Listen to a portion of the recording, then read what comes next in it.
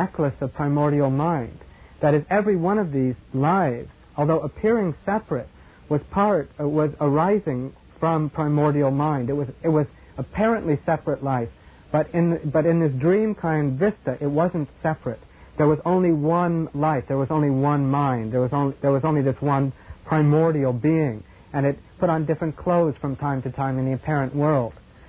So this is the way that the idea of a deeper anamnesis is not just to go life to life to life, but to go to source. You see, when people play the past life game, I was a this, I was a that, you were a this, very rarely do they go back to source. And that's the root. The final anamnesis is back to source, to emptiness itself, to source, to God, to over-self, whatever you want to call it.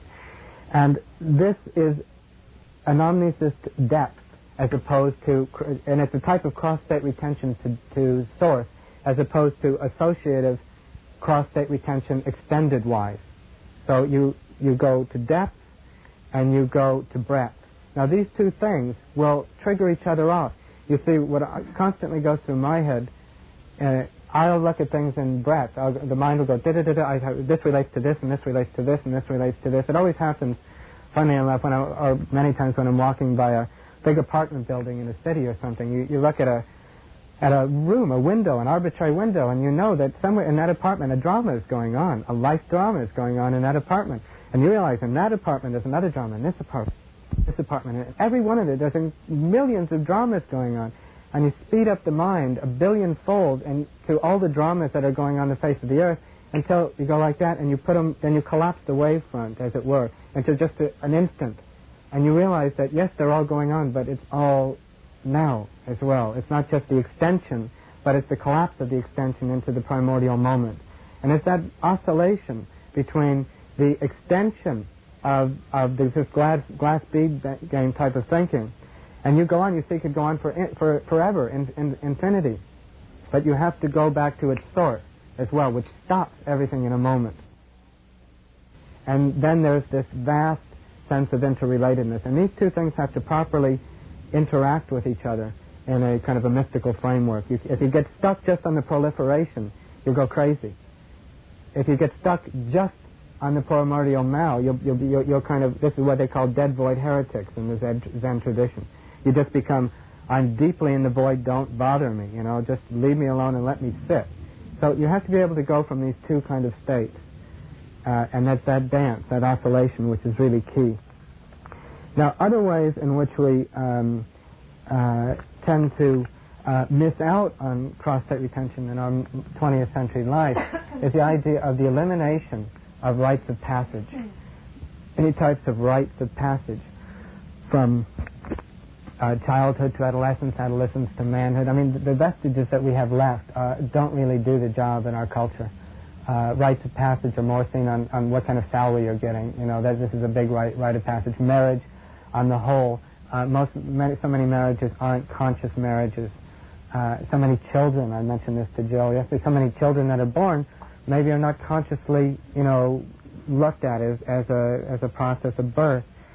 But rite of passage is a way of going from one state to another state. And if you don't have that awareness built into your culture, you lose. You lose the dissipative cycle. You lose the big mind picture at that point. So that is an important thing. Another aspect about cross-state retention is the idea of that transitions, that's why I said reversals, they encourage cross-state retention. The solstices and the equinoxes, for example, are points of temporal transition from balances of night and darkness. And these points of transition are ideal times to plant a seed in the mind to say, remember now, at this axis of time, this nexus of time, really remember what you're all about in the cycle, because every solstice and equinox is a point on the dissipative cycle of the year. And you should use these axis points, these kind of focal points, as points to plant suggestions for integration into the environment, to make the environment conscious, as it were. What we have to become, then, in a sense, is what I would call psychic amphibians. We have to be, see, an amphibian is an animal or a being that can go from water to land. It's a cross-state animal, you see. So we have to become kind of psychic amphibians, in a sense. And this will really begin to get us into the mode of cross-state retention. Cross-state retention would, if taught in this kind of way, would have a tremendous kind of revolution in education, which I want to mention at the very end here. Now, one last thing on cross-state retention is the, or actually two. There is the, first of all, the idea of, in Jung's theory of synchronicity. It's very interesting. He says, in synchronicity, we have two types of temporal events. One occurs on a causal chain, sequential chain. This happens, and as a consequence, this happens, and as a consequence, this happens. Primary, secondary, tertiary effects. Then, he says, on the other hand, there may be a kind of meaningful cross-connection. Now, it is from this idea of cross-connection that, incidentally, that he borrowed from Schopenhauer, from an essay called On the Apparent Design and the Fate of the Individual. An interesting analogy there. Schopenhauer took a world globe model, and he took the meridians of the model to be the causal chains of events. But the parallels, he said, these were the cross connections that happened in life. And this is how Jung built his theory of synchronicity, from this geographical analogy of Schopenhauer's. Now, it's interesting that synchronicity means the simultaneous occurrence of a psychic state, an internal psychic state, and a corresponding external event occurs which kind of mirrors or cross-connects to this state, you see. So in the idea of synchronicity, we get we don't get a temporal density, we get a temporal fluidity begins to occur at this time. And this is where magical thinking is born. This is where all the magical memory systems, like Bruno's magical memory system, take their heart out. This kind of correspondence between all these symbolic objects and the corresponding psychic states that go with them. Now, the last method in this framework, all aspects of divination. Divination is like throwing the I Ching, reading coffee leaves, throwing coca leaves, reading the oracle bones, looking at clouds, reading the flight of birds. These are all processes of divination. Divination means to become godly or have a godly insight, a godly knowledge into something. Now, the essence of all divination is to connect the unconscious to the conscious. It is a cross-state bridge. That's what it's about. When you divine something, so that you throw a mo in the Tibetan tradition, you throw the cards, you read the tarot, whatever it is. It's a cross-state. You're using these symbols, you're using this as a medium, as it were, to go from the unconscious to the conscious, and to facilitate this kind of cross-state communication. And when I say cross-state, it has the implication of extended communication, or of an extended mind concept, goes with the idea of cross-connection. Now, finally, in this, to bring it down to a literal sense, in the this whole kind of cross paradigm. Incidentally, one of the great general systems theorists, James Miller, a biologist, talks about, he said, there are many people who do systems analysis. That is to say, you take a business and you analyze how it works, every little bit of it. He said, but the much deeper way to operate is what he calls the cross-level hypothesis. When you begin to mix things from different levels, symbolic levels.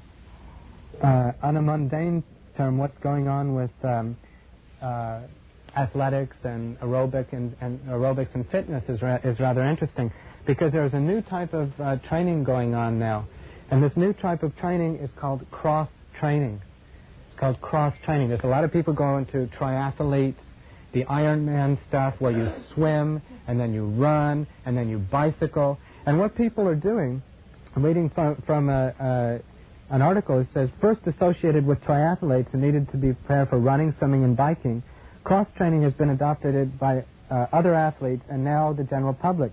Skiers are alternately roller skating, lifting weights, and running before the first snow falls. Runners are swimming and doing low-impact aerobic dancing. And in the same way, beginning exercises are swimming, riding stationary bikes, or taking stretching classes, etc. But what it does is interesting. Cross-training appears to cut down injuries because various muscle groups are strengthened by the different forms of exercise. So you see, I'm making the analogy between physical cross-training and psychic cross-training. You exercise different, as it were, psychic muscles by this kind of cross-state interest. Finally, an obvious way of inducing cross-state memory and perception is to be taught in a way in school or in education, which the very last thing I'll say is going to focus on that. Now, one last subject before the final last subject. This one won't be that long. There is a great thinker that I would like to honor for a moment in the general systems theory framework. It's someone that I knew personally, and I know that Terence knew, and that's Eric Jantsch. And Jantsch was he was a mathematician and a musician and a systems man in every dimension. His works are like, they're kind of like the glass bead game in a certain sense. They roam in so many different arenas. And I talked to him about, my work and thesis and stuff like that on several occasions. And there's a term of his which caught my eye, which I would like to bring to front now, which I have found to be, along with the non-memory concept in my thesis, one of the central things that I'm going to be using. And that is what he calls holistic system memory, HSM, holistic system memory. And essentially, he remarks here, he says, in evolving systems, or systems with history, that is to say, all dissipative systems, each system state depends on the past development of all subsystems. There exists, therefore, a system memory in terms of the entire system. In other words, there is some system memory, no matter what phase you're in of the dissipative cycle, whether it's arising, abiding, or dissolving, there is some holistic system memory which has got all the pieces, no matter which phase you're in. There's something which has got it all. It's the way I can put it. Call it an overmind, if you will, for easy visualization. So this holistic system memory, he goes on to say, each system with history, that is, dissipative system, remembers the total development itself of its whole. In other words, its anamnesis, its karmic trajectory, and is therefore capable of what he calls religio, with its own origin. Now, the word religio is from religion. Religion, it means to reconnect with the source, is its original intent. So a holistic system memory operates by reconnecting to the source of the system. So with that in mind, I'd like to just look at a very interesting dynamic here. What it means is you start from this, say, this is point A. You start here. Now, by reconnecting to your source, it means you go backwards to your source. That means backwards to your, like Buddha's, the emptiness at the end of all those lives, the source, the primordial mind. You're back to that point. Now, at this point, a curious thing happened, and it happened to Buddha as well. After you go back to source, you get a feed forwards into the future of an unexpected, unanticipated range of insight. But you have to go back to ground zero in order to go forward. It's the old French reculade pour mieux santé. You draw back to leap forward. Now, this model I have found operative in so many different forms, in shamanic ecstasies, in psychoanalysis, in personal insight and creativity. It is this idea of going back to source, this temporary suspension of non-memory, you see, and then there can be a leap forward. But there has to be a prepared mind before you go back to source. Many people just think, oh, I'll be quiet and I'll get creative. First you have to fill the mind with intense creativity in terms of a search. There has to be this intent. Then you have to release totally, and you go back. Now, this idea of holistic system memory incorporates then both the idea of, shall we say, cross-state retention at the beginning, going back to non-memory, and then you get this leap into the unknown, which takes you to some other cross-state insight. But it's a very, I'm doing it very succinctly here because it's a subject which I could take a lot more time with, but I just wanted to give you a flavor of this. It's like in shamanic tradition, it's the idea of a shaman takes a psychedelic, for example, and then goes through a state of dismemberment. The idea of the body is seen to be dismembered by some spirit animal, for example, eaten by a great bear or an eagle or a jaguar or what have you. And then it goes back, as it were, you see, this dismemberment takes you to ground zero. You go back to source, where the allies, the spirits, can take you and remake you. And then they throw you into the future like that, and you fly on the wings of the unknown. And you come back with this gift from the unknown at that point. But you have to go through the dismemberment before the rememberment of the psyche. There is that kind of cycle. And it's interesting that in many of the Greek myths, for example, in one of the Greek myths of the 6th century BC, there was a cave in Greece called Trophonius, the cave of Trophonius. Trophonius was the god of dreams and sleep. But you would go into this cave, and you would first sit on what they call the chair of forgetting, the chair of lethe. And this chair of lethe, as it were, you were given what I reckon to be a psychomimetic mushroom brew. And then you were, after this took effect, then you were placed on another chair called the chair of memory. And after you were wiped clean of from the chair of forgetting of who you were dismembered psychically through the psychedelic, then you sat on this chair of remembering, and the new information came through you. Now, again, this is the same way that the cloud of unknowing works. You have to unknow before you come to God. You have to dismantle all your names, labels, places, categories, and concepts. And only through unknowing can you be filled with a different spirit, the Spirit of God. But you have to release first. Now, this idea of holistic system memory is quite a key one. I really haven't done it justice now, but in a re-education process, and that's the last thing I want to spend a few minutes on, it is where I would put a lot of emphasis. You see, the way that our memory works today, we spend a lot of time exercising rote mnemonics in terms of, like all these memory systems are based on win friends and influence people by this fabulous memory system and all this type of thing. But that's quantitative memory. It has nothing to do with quality of memory. Quality of memory has to do with being able to touch source, being able to touch origin, and then this leap of the unknown out of it.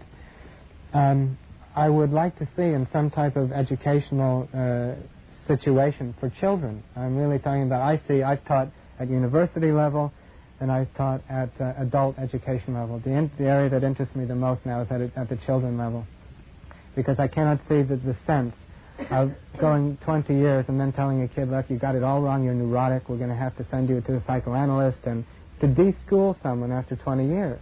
I can't see the sense of it. It's totally counterproductive. If you give someone an education which is cross-state or extended to begin with, that is to say, you were taught a good cross-state analogy is the glass bead game in a sense. You see the relationship of a volcano to a symphony to a star, and you begin to extend the mind through all these different categories. You don't just teach children state specifically. This is mathematics, and this is history, and this is biology, and you never teach how they cross. You never look at the parallels in the analogy of the globe. So this is what I would really emphasize in education.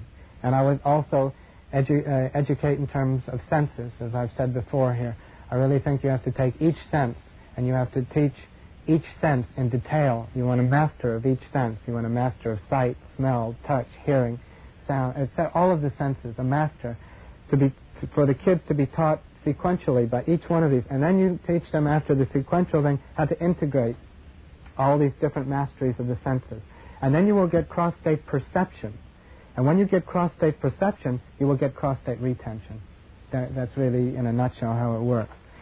Now, one of the things in the way that we're kind of exposed to life and consciousness in terms today is every technology, as McLuhan says, and I'll quote him, the main influence of any technology is not exercised consciously through concepts and opinions, but rather unconsciously by altering the sense ratios of patterns of perception. You see, it's not just the technology. The technology alters our sense ratios. And our sense ratios have been pushed so that the visual thing is where it's at. And I have nothing against vision per se, but I'm just saying the sense of all the other senses are secondary to vision, which is 70 to 80% of the way we sense the world. If another opportunity arises, I'll share with you, or I have with many of you before, my interest in the sense of smell, I think is another thing that could be emphasized very strongly. So we have to learn how to get our way out of this, what I call sensory amnesia, which we really have for many of the senses. Now, the idea of, as I said, this kind of cross-state amphibians is a very, very important one. And I think that we have to learn in being cross-state amphibians, and from the altered state experience, one of the biggest things that I've ever learned is, as I was trying to point out last night in my question to Terence, so many people can't bring it back alive. It's just, they know they had the feeling, that limbic flash of emotional, yeah, I got it, aha, rush. But they really don't have the content. And the trick, you see, is the following that I found after my own voyages into these realms, is to learn to pay attention while you are in the state of what is going on to a very precise degree. In other words, to imprint at the moment of recognition a moment which says, aha, this is how it works, I see this goes to move to this, this is important, I will put a beacon in my mind at this point, I will light a bonfire, so that later tomorrow when I wake up, I will see that bonfire in my mind, and that bonfire will remind me of that insight, that beacon. You see, what you're doing, as one teacher, E.J. Gold, one of the workers in the Good Chief workers, said, what you're doing is you're building beachheads in the fourth dimension by this technique. What you're essentially doing is you are learning to imprint your attention, your intention to remember at the moment of recognition. You have to imprint that intention to hold. It isn't enough just to have it. As you said before, it's not enough just to, how did you say, you've got to, you're not just looking, you've got to face the thing that's already there, in a sense. It's not just a question of confronting something else. And this idea of imprinting at the moment, because you see, these ideas that we have in altered states, I'll put it very graphically, have an extremely short half-life. They go like that, like that, like that, like that. And they're coming all over the place, especially when time becomes liquid. They come at you from omnidirectional. As Terence said, you're dealing with hyperdimensional idea complexes. And the way that if you cannot imprint this will, this intention to recall in the ordinary state, you lose it. Now, the way that my mind works in these states, in this kind of extended runs, my mind works in these kind of bifurcations. One thing reminds me of another thing, reminds me of another, and da-da-da-da-da. But unless I make a moment for recapitulation while I'm in the state, I'll lose it. You have to be able to do that, even for a microsecond, or else you lose it. You see, because what it is attention. You are investing some more attention at that moment into the idea. So attention is the way that you can develop your cross-state retention, is the development of attention. Really develop that sense of attention. Anyhow, and really in summing all this up, for the idea of an extended mind, is this idea of going cross-state is extending. But to do that, you have to learn the simple art of attention, and you have to realize that objects are attention traps if you are unconscious, and they will fixate your attention and trap them. You will be hooked onto what happens to your Mercedes, or what happens to your beautiful house if you let yourself go to that extent. Conversely, you shouldn't pay, no attention to them at all. There has to be a balance between paying too much and too little attention. There has to be that kind of sense of right effort of attention. But this idea of an extended paradigm, I think, going over the idea of the object proliferation and the attention and the cross-state retention are different ways that I can see that kind of contribute to this overall idea of an extended mind paradigm. So I'm going to shut up now. And I'd like to, if you have any questions or discussion or something like that, go over some of these things. The trick that I use is when something happens that I want to remember, I imprint it, as John said. But then 10 minutes later, I tell it to myself again. Yes. And 40 minutes after that. You cannot simply mark it in your mind and 24 hours expect to go back to it. You have to hand it from the deeper levels to the slightly less deep levels to the more shallow levels and finally into consciousness. And this doesn't fail. If you do that, you'll get it out. Yeah, it's a good point. It's called rehearsal. Yeah. And it is a way of memory transfer. Yeah, good point.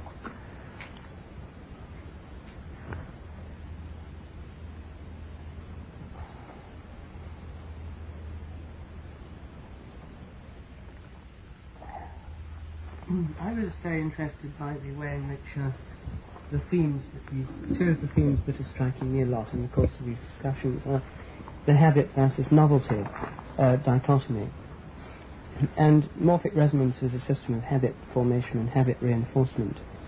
Terence's novelty wave running through history, the opposite of it, as novelty increases, one way of looking at what it is that decreases is habit, and as novelty decreases, what increases is habit. So one can see the novelty wave as a kind of interplay of habit and novelty.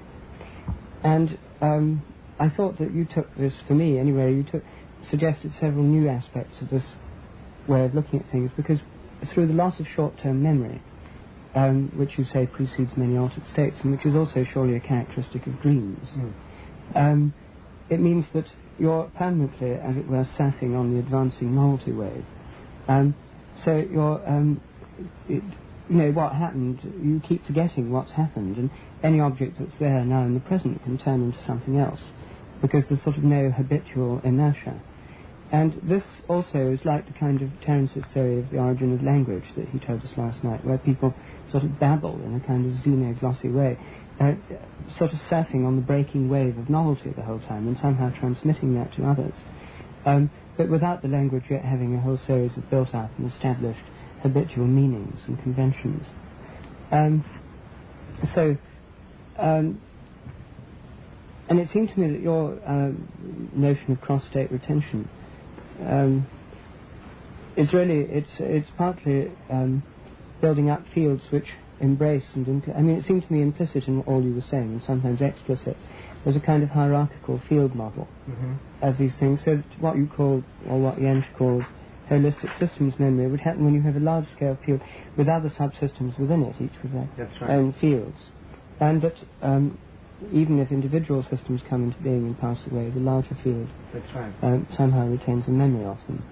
And the primordial mind could perhaps be considered the ultimate larger field within which all fields come into being and pass away.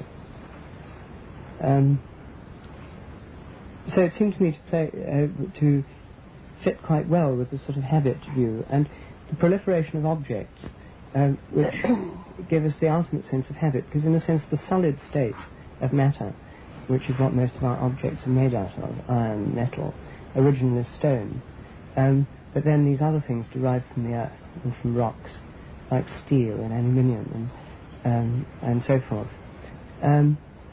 Solid objects, like rocks, from which they're derived, endure for extremely long time. Matter in the solid form is at its most fixed and habitual, less fixed in the liquid form, less still in the gaseous, and as a fluid plasma, there's a total flux the whole time. But in the solid form, in the crystalline form, in other words, it takes on a particularly rigid set of habits. And I think one of the ways that we think about reality depends on what we take as the basic paradigm for reality. And I think there's no doubt that solid objects are the basic paradigm for mechanistic science, because solid matter, the atoms, are considered the ultimate small solid objects. They're impenetrable. I mean, talking about the old-style atoms of atomism, as of course atoms have turned out not to be like this at all, but the way they were thought of was as enduring solid objects. And I think that astronomy had a lot to do with that, because the astronomical model of reality is that the sun and the moon and things endure indefinitely, that when they disappear below the horizon, they haven't vanished. They're enduring in where we can't see them, that these solid objects persist indefinitely. And we live in a world which is conditioned by solid objects persisting for millions of years, far beyond human time spans. So we have the idea of astronomical time, and a kind of solid object paradigm, both of long-term time and of the endurance of objects in this world, which is very different from the biological paradigm of reality, which I suspect is, well, I'm fairly sure is Terence's leading one, and to a large extent my own, which the biological model is that, and the model you brought out, is that things come into being, they stay around, they stay for a while, or develop for a while, and they pass away. This is the biological model. Seeds germinate, plants grow, and they die. Babies are conceived, they grow as embryos, they're born, and people grow up and grow old, and they die. And this is true of all things in the biological realm. They come into being, they pass away. And what we have now is a model of the universe, where a biological model of the universe, an evolutionary universe, where the universe comes into being, the hatching of the cosmic egg, or the Big Bang.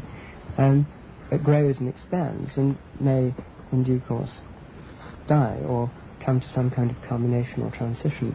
But that isn't the model that either astronomy gives us, or mechanistic physics, which is based on eternal laws and eternal matter. There isn't this perpetual flux of growing, coming to being, and passing away. And if we have a biological model, then that fits with both what you said about memory arising and persisting and falling back into non-memory, and fits into what something Terence said very evocatively last night, was this kind of whole biological psychedelic reality behind the world of dreams, which is behind the world, the physical world, in which all of which things are coming into being and enduring and passing away. And things that come into being repeatedly become increasingly habitual.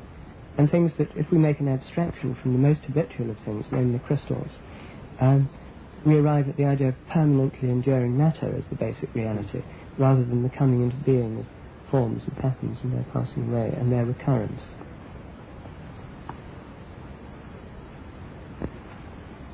Yes, I thought it was very interesting what you said about the proliferation of objects causing the increasing densification of the temporal dimension. It seems to me that, I was saying this to Rupert at the break, that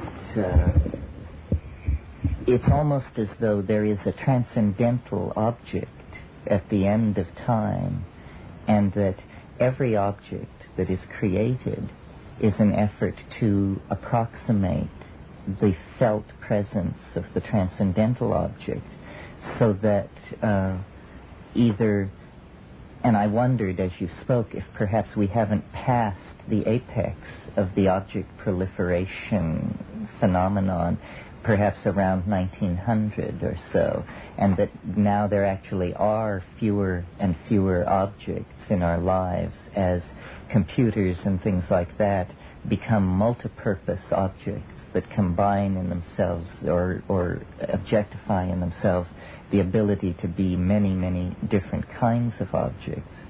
And in a kind of millenarian extrapolation of that, I can see objects as part of the historical advance, objects beginning to be fewer and fewer. It's a kind of aesthetic taking hold, with the ultimate result being the presence of only a single object in the world.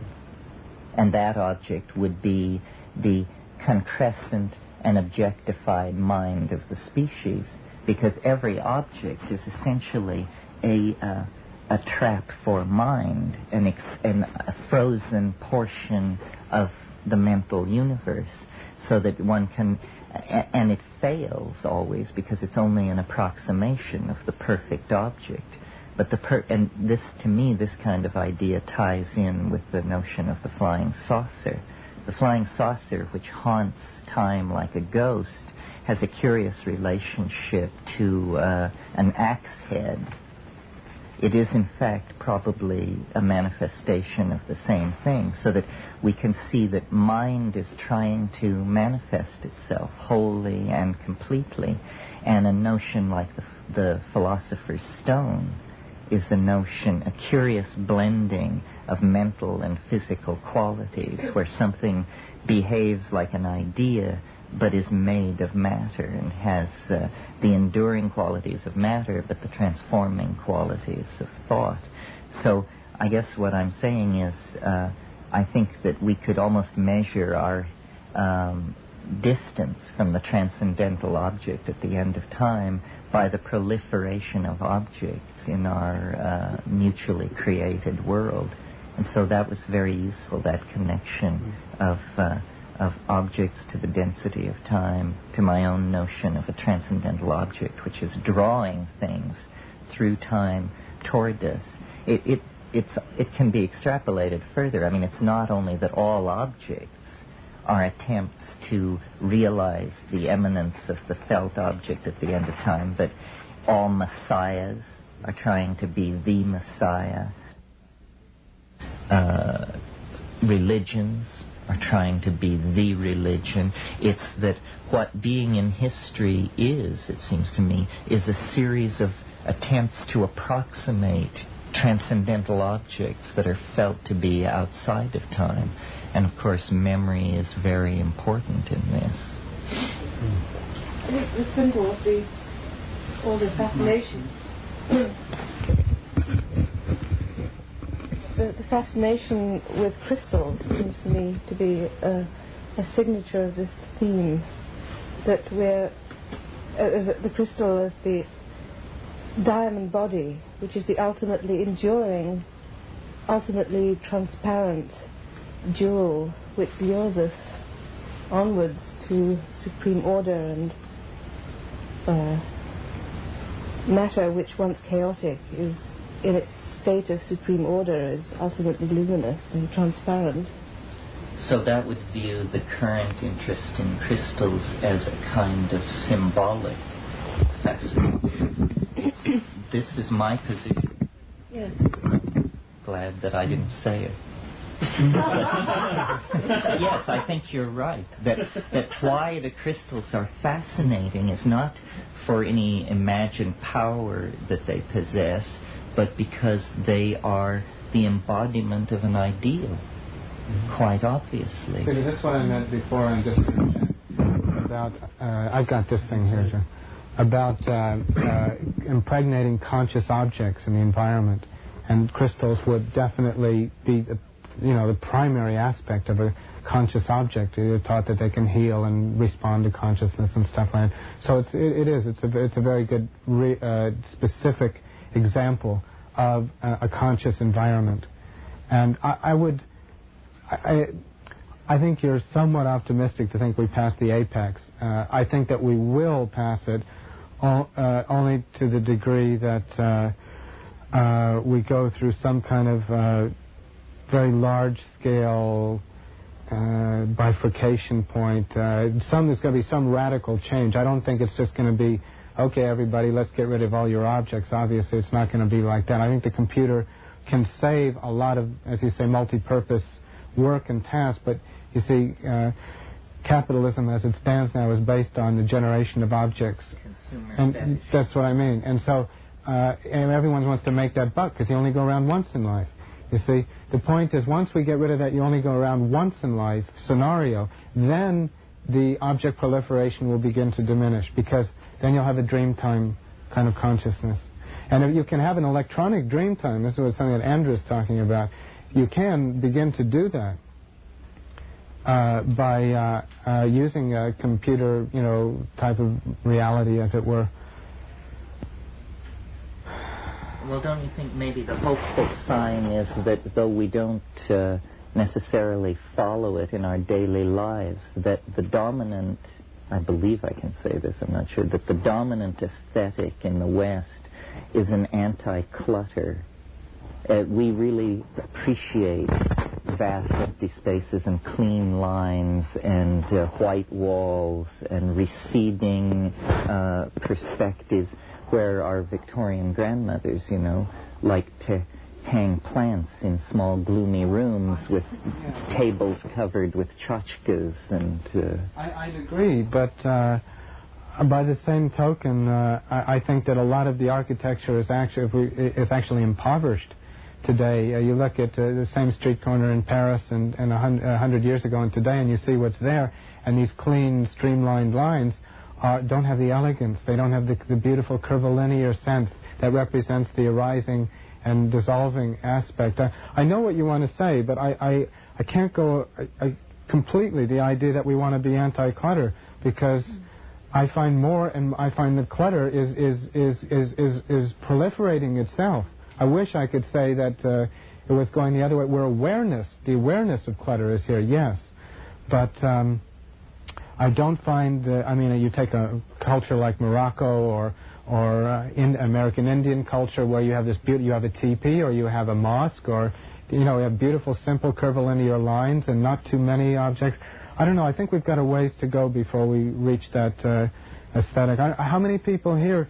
Well, I think the Japanese are rather interesting, because they are the masters of space, the masters of no clutter, and objects for them have always been very few, and each material has been understood in its very essence, and that essence has become the object in all its manifestations. But now they're in this extraordinary role of providing us, of feeding the West with every kind of electronic object. And there's always new desires. And for instance, I was thinking of like simple things like coffee makers, that it's not a few years ago it was a big innovation to have like a drip coffee, Mr. Coffee kind of thing, but now you have to have an espresso machine, and then you have to have the thing with the steamer, and it's not enough just to have a TV, you have to have a VCR, and then you have to have a special timing device that will catch your show when you're not home and play it back, and you have to have a pasta maker, and on all these things. It's like, I see that it is proliferating, but I think what you might be talking about is that it's miniaturizing. The technology is getting smaller in a sense, but it's not particularly less objects. And the other thing I thought of when you were saying that was the movie 2001, where that whole theme of the object, actually the tool, is so explicitly stated, where the ape is with the bone hitting the first tool, and he throws it up in the air in ecstasy, and it comes down as this spaceship. And in a sense, HAL 9000 is that ultimate tool, and that's one of the main subplots of that movie, that it does do everything that you want an object to do, that it in some sense does approximate this omnipotent power, but something goes wrong and goes haywire. Well, the curious thing about these lines of progression as they now surface in the computer industry is that the product which the computer industry is dealing is the self. That's what they're selling. And so aren't you interested in buying into the self? How can you be without it? It's the ultimate product. I mean, they say you will be more powerful. Your memory, your plans, your wishes, your intentions. They have, out of dealing us all kinds of garbage, they have finally centered in on the ultimate product, the thing that everybody wants as much of as they can possibly get their hands on, and they're just packaging it up furiously and getting it out to us. But perhaps we've closed some sort of cycle with the realization that the ultimate product can be the self. Now let's just make that conscious, get money out of the cycle, and suddenly we will turn into a very different kind of civilization. The other thing I was thinking about in there is Terence, when I visited him, recommended this book called Neuromancer, which basically, to follow that proliferation of objects into a fused whole, what this then posits is a not-too-distant future reality where there's a collective consensual reality called cyberspace.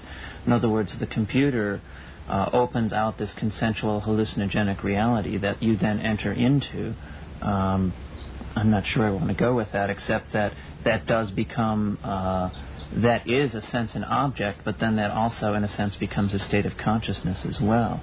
And it's a form of an extended mind that everybody shares in. Yes, computers then become doorways rather than machines. I don't know how many of you have used the Macintosh operating system, but the genius of this operating system is, let's say you're in a program like Full Paint and you need a pencil. You must go and to this thing called the toolbox and get the pencil and bring it back to the desktop and then use it. And when you're through using the pencil, you put the pencil away. So all these conventions of ordinary three-dimensional space have been written into this operating system. So you need know nothing about computers. The computer has disappeared, and the ordinary set of reflexes, go get, pick up, use, put back, are all operating, and you can see in 20 years what this is going to lead to. It's going to lead to, these are walk-in worlds that will be made as much as user-friendly as three-dimensional space. That's the goal, obviously, conceivably. But it seems to me that object proliferation, it's a particularly materialized aspect of something that seems to obtain at every realm of reality. Because my experience of psychedelic realms is one of a wild proliferation of forms and shapes and patterns, and a limitless proliferation. And biological evolution shows the same kind of seemingly limitless proliferation in over 1 million species of insects and tropical rainforests with tens of thousands of plant species in them. There's just this kind of wild proliferation, which presumably happens when the novelty wave gets loose for a while, as it does again on Monday. And this wild proliferation seems to be part of the very nature of things. And the thing about habit is that at least it has a kind of stabilizing effect on some of these proliferation. Why should one want to bring anything back from a psychedelic experience, or even from the Amazon jungle? And in a sense, when one's got it back, it becomes a kind of object, a herbarium specimen. It has a name. It's it becomes part of the kind of objectified, materialized world. But one of the things that overwhelms me a lot of the time, it's a kind of feeling that I find hard to put to words, is just the overwhelming variety of objects. The fact one could, if one wished, pay attention to almost anything. When I was in India, I was employed to work on the physiology of pigeon pea plants, which are very much to my taste. They're plant my own size, and I like them very much. And I know them better than any other plant, I think. But in a sense, there's infinite levels. The anatomy of the pigeon pea. I know you can cut open any leaf or stem and put it under the microscope. You see layers of cells and order within cells. And then there are thousands of varieties of pigeon pea plants. We had them growing in our fields. And there's thousands of different things you could look at in each variety, and thousands of measurements you could make in these experiments. And that's just one plant within a genus which has something like 20 other species, and that's part of a family with thousands of other species within it.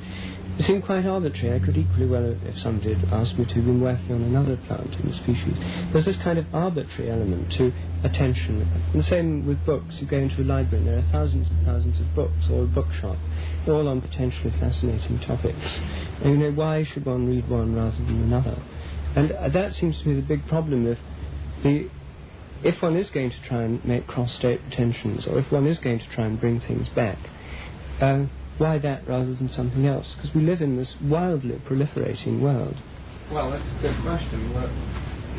Why that rather than something else? I think the whole thing hinges on how meaningful it is at the moment to the person. Meaning is in the eye of the beholder. And if something that is hyperdimensional to Terence or myself might be different to anyone else here. But the point is, usually, as you go up the node in these kind of hyperdimensional complexes, the ones up high, those are the ones, when you bring them back, are going to have the most extensive communicable aspect to all people at the most basic level. You see, if you pick from too low a level, you'll only be able to communicate to a super specialist. But you want to get those ideas of ultimate generalization, yet ultimate simplicity and ultimate power. And those are the ones, those are the rare animals, the rare plants, that when you bring them back, you can say something to a few people, and they don't have to have great training. They'll have the most impact. I think that's what it's about, the highest communicability.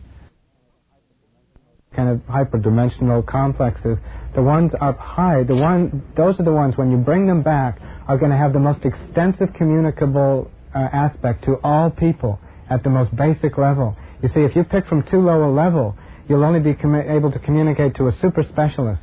But you want to get those ideas of ultimate generalization, yet ultimate simplicity and ultimate power. And those are the ones, those are the rare animals, the rare plants, that when you bring them back, you can say something to a few people, and they don't have to have great training. They'll have the most impact. I think that's what it's about, the highest communicability. Yes. Of course, Terence is on to a rather simple topic in a sense, because if every one of the tropical species of the Amazon took one into a totally different psychedelic realm, they're kind of arbitrary quality. There does seem to be a manageably small number of known hallucinogenic plants. Although not a manageable number of hallucinogenic images. No. But there's a manageable number of hallucinogenic creodes. That's true. And in a sense, anyone who has the DMT experience or the mushroom experience is traversing a path, or at least they're going on getting a ticket to a realm. They're checking in to a flight to a realm where others have been before. And phenomenal on the proliferation of language. For instance, as we go back in time, the tools get simpler and simpler. Throw it, do all these things, but you notice that it could do some things better than others, and you said, we scrape, therefore we need a scraper. We slash, therefore we need a slasher. And these verbs were translated in their functions became objects. Okay, it's a good point. What happens in this type of thing is you get the co-evolution of language and objects. In other words, as your objects develop language, your language develops objects, and you get this kind of oscillation between language and objects. So by developing a hyperdimensional object or language, can we force the development of the other? I wouldn't say you would force it. It would come. Yes, but so it is in fact the same enterprise. The evolution of a hyperdimensional language is nothing less than the project to create a hyperdimensional object, and vice versa. In a sense, I would say so. If you get these incredible, psychedelic vision that you have, and you're able, and you call that a transcendental object, then the idea is you will begin to get a hyperdimensional language to begin to make that communicable, or else it stays at that. That's what I mean by bringing it back. By bringing it back, all I mean is by making it communicable so that it is useful to other people. I don't mean to bring it back and stick it in a zoo and say this is a hyperdimensional object from the Amazon and it's one from Africa. It's got to have functional, useful evolution. It's what I call, it has to have a potential, what I call an evolutionary next message quality to it. It really has to have that quality to it. It's not just object for the sake of object. But then words which are beheld are much closer to being things than words which are merely heard, because like things, they are seen.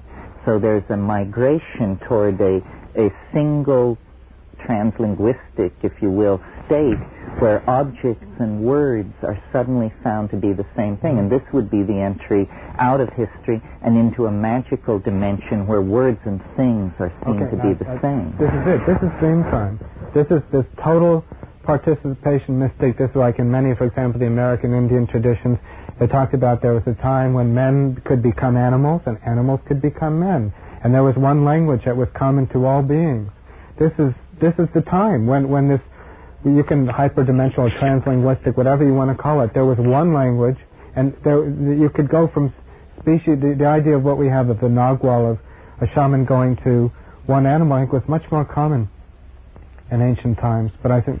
So this is the realm of the extended mind. Yes. In the extended mind, words and things are two sides of the same coin. Yes, and at the highest level of it, yes, the very highest level, there in the beginning was the Word, yeah? And then everything proceeded from that point. And I think there is. And in magic is based on the idea that you can, by intentional visualization, you can create an object. I mean, I'll just say this as an anecdote. I was once doing a test with biofeedback with this friend of mine, Jeff Blundell, in England, and he had this thing all hooked up to him, and we were sitting around, about 15 of us, and he said, I want you to put this coin under one of the books in front of you in a circular table, and somehow I'll be able to sense when I'm at the place and the lights were gone in this machine, the mind mirror and all of that kind of, and he found it 4 out of 4 times where the coin was when he just went by. And then I said to myself, okay, enough of that, and I said, I don't have the coin, but I'm going to create a virtual object underneath my book. I'm going to visualize the bloody coin.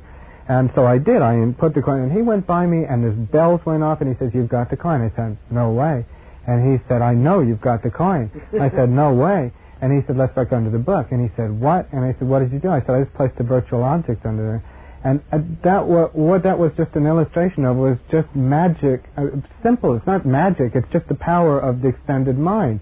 You can just actually place something by intention and attention in the environment that will have that effect. But it really is magic. Well, it is. It is in a sense. Yeah. Yeah. Please. To what degree is science and the scientific paradigm just a creation of this hyper meta space, and that the creation of, let's say, DNA first as a thought system and then as a creation of something that's manipulated, and then its genetic structure, and then we can, given that information, have the ability to hang out in our genetic structure as the metaphor of our extended mind, like you were talking last night, our genetic structure going back and our genetic structure going forward. This is historical access of a group mind phenomena at the scientific base. So where's the nub of your question? How does this sort of mirror what the alternative experience that you're talking about in terms of the border crossings around going into, let's say, plant or animal phenomena is entering a kind of world experienced enough yet to know that. The science is, let's say, up on this level of the ladder, and we can start accessing each other genetically across the room, but we just haven't figured out that that's how we're doing it. Well, what I'd first say is what Terence said before. We've done all that in the past. In our genetic past, we've been able to go into plants and animals and rocks and the entire, that's what what the dream time is all about, the animated earth. It's not just that the earth was alive. It's just that we animated it by our interaction with it.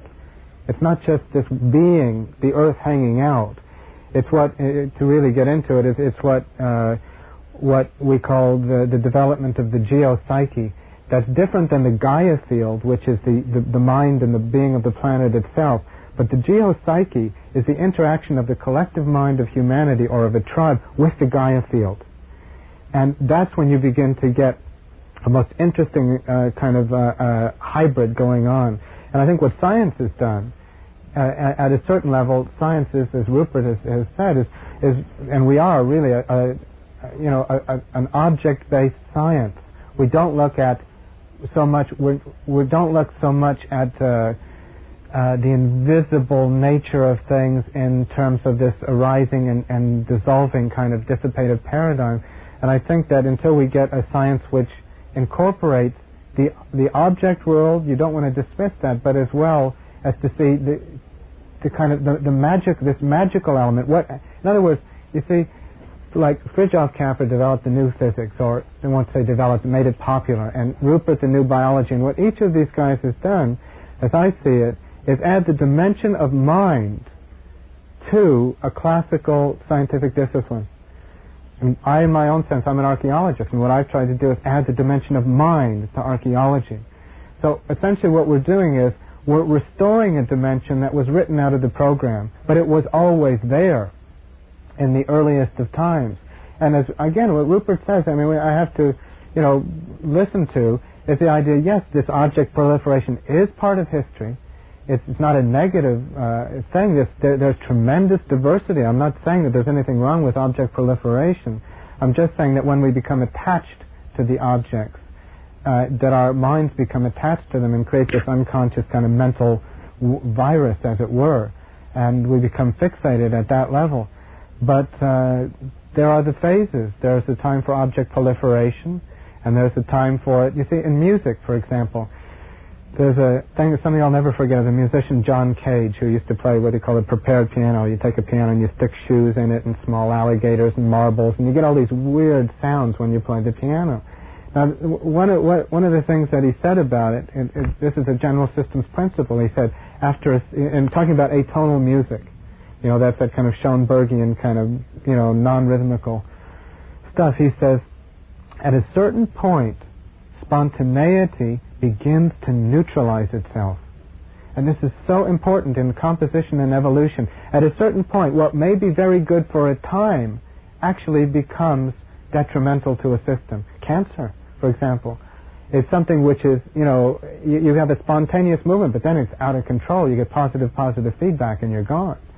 You have to have these kind of these oscillations of kind of, like Rupert said, of some degree of habit, which is positive habit and positive action, and then you have free flow, and then some habit comes back. There's this oscillation. To me, the biggest lesson I've learned in all of this stuff is the oscillation between form and emptiness, and then to know that they are ultimately the same thing. But you have to understand between memory and non-memory is a dance, and between object and objectlessness is also a kind of a dance. Let me just, before, is there anyone else who hasn't said anything that might want to add anything? I just wanted to ask, and the novelty ways. Well, the evolutionary thrust. Well, I'll say a little bit, and then Terence can, go on. In a sense, in one, how would you define? I'll get to it right a bit. In like a sentence, how would you define novelty wave so everyone knows what we're talking about? Following Rupert's formulation, I think I would call it the ebb and flow of the interaction between habit and novelty. Okay. So in a sense, you see, this is very much the same thing between the ebb and flow between habit. Now, is what I call the oscillation between memory and non-memory. You see, memory is habit-based, it's conservation-based. And non-memory is, and even Saraha says this is where creativity emerges from. So, in a sense, the relationship between intention and the novelty wave, it's a good question, is that, you see, without intention decides the point where you will shift from one state to another, from memory to non-memory. Now, the way I look at this, for example, is in meditation practice, for example, if I'm sitting and you take a tennis ball and you throw it up, and the first bounce, right at the very top of the bounce, there's the point in mathematics, it's dx by dt, the rate of change equals 0. It's just that point right there where it's at the height of the bounce. And then it bounces again and a little lower, and it reaches that point again and again and again. Now the point is, each one of those points, when they occur in consciousness, when the rate of change equals 0, is the optimum time to shift gears. That's the time where, if I'm doing a sitting practice and I'm focused into one-pointedness, there's a certain point where one-pointedness becomes difficult to hold. It starts to wander around the edges. So what I've learned to do is, right at that point, I shift into no-pointedness. I give it rein. And there's a certain point where no-pointedness begins to get too diffuse. And at that point, when the ball's again, you go back into the one-pointedness. And you have to learn those points of where that ultimate optimum rate of change is, where to shift, But to go with the shift, don't do it against it. Say, no, I'm doing a one-pointed sitting, and I'm going to do that, and by God, I'm going to torture myself. I have found for me that's not the way. I'm like this, and when it begins to go, I'll go like that, and then when that weakens, I go like this, and that way, you see, it's the transitions from one state to another actually awaken intention and awaken you. When you go from one state to another, it awakens you. And one last point to this about the intention is that I've said before, the cycle is intention, attention, retention. Actually, behind that intention is another memory. And it is a memory, it's this holistic system memory. It's the one that knows the whole show.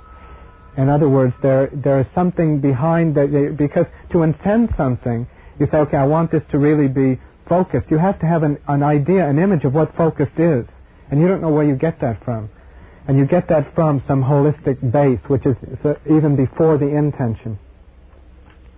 Okay, any other points that people want to raise, or just before we go have lunch, or comments or anything?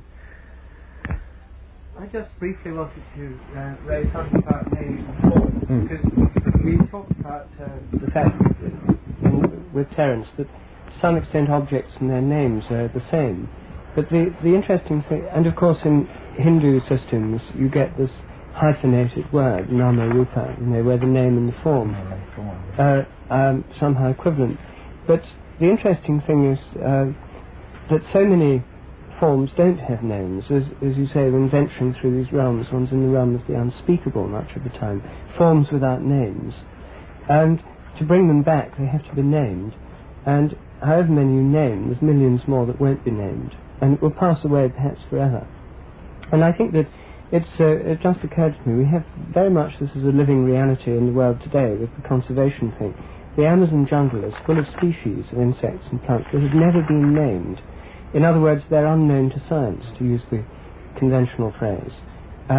When they're named, it's announced in the taxonomic journals as a new species to science. In other words, they're not known until they're named. And what's exercising a lot of people at the moment is that a lot of these species are going to become extinct before they're known.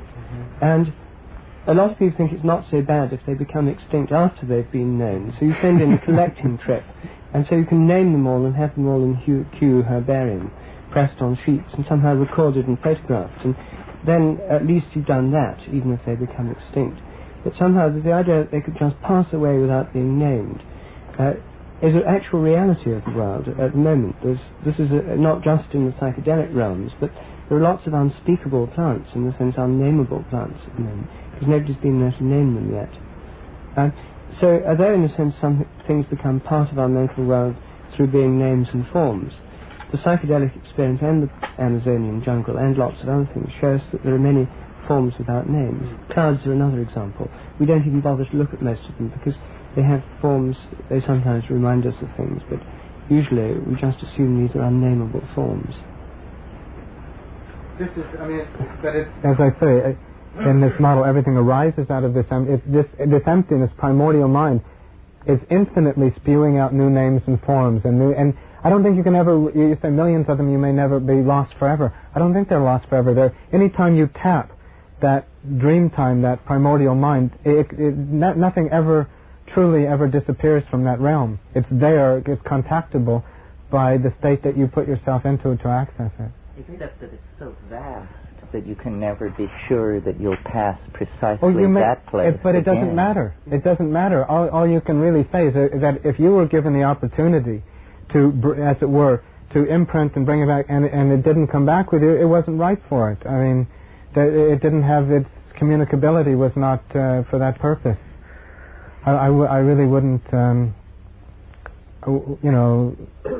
wouldn't worry about that element. Where that came from. Well, but I think artists are the people who do worry about that, who keep trying to go into it and bring out as much as they can and feel the tension. They want to speak the unspeakable. They want to sculpt the unsculptable, paint the unpaintable. And every time they succeed, a step forward is taken. It is, but just to round things kind of finally off, it's like what we were just saying the other day about tribal art and canonical art, like the Tonkas and things like that.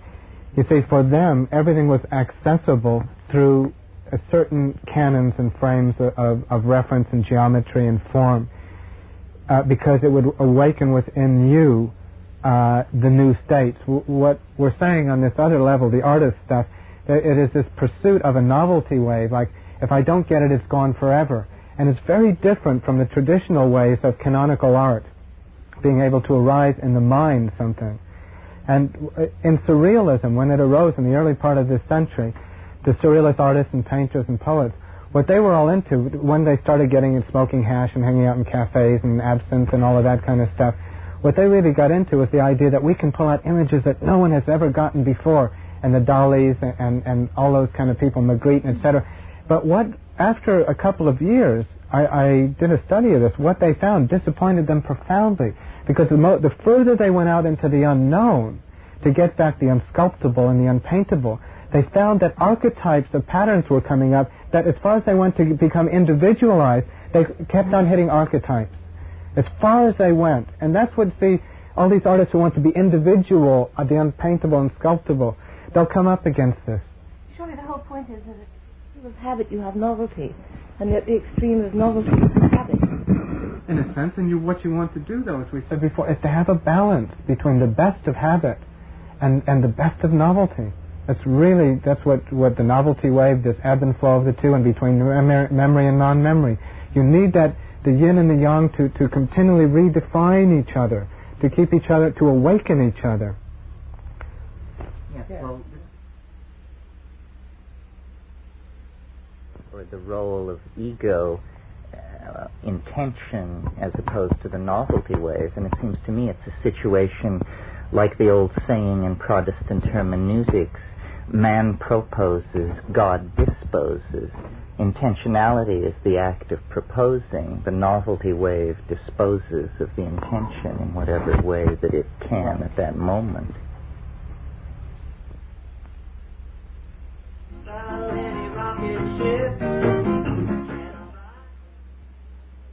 And that's it. This is KPFK Los Angeles, and we've heard the end of JohnSteele speaking on memory, a discussion with Terence McKenna, Rupert Sheldrake, and Jill Peirce, who is Mrs.